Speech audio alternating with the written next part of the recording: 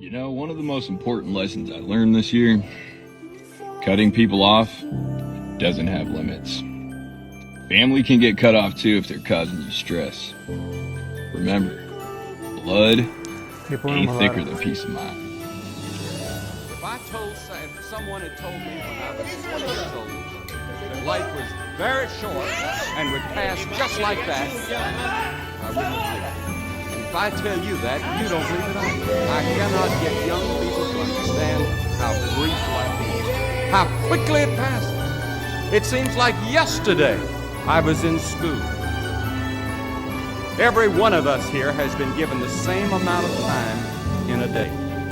1,440 minutes a day, 168 hours per week. 70 years God allows us. And it's interesting to me, with all of our medical science, we've never passed that magic mark. This year coming to a close, the most important lesson I learned, let everything happen naturally. Never force it. Don't force conversations, relationships, friendships, attention or love. If it's meant to be, it'll be. What flows, flows, and what crashes, crashes. It is what it is.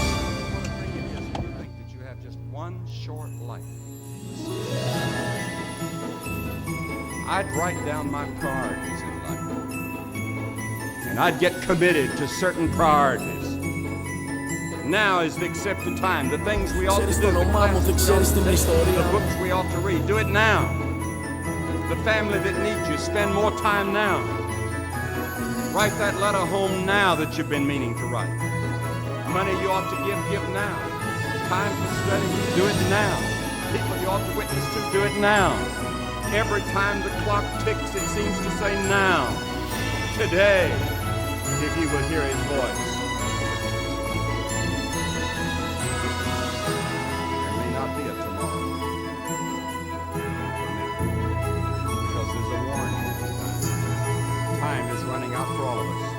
Time is too short for indecision and vacillation.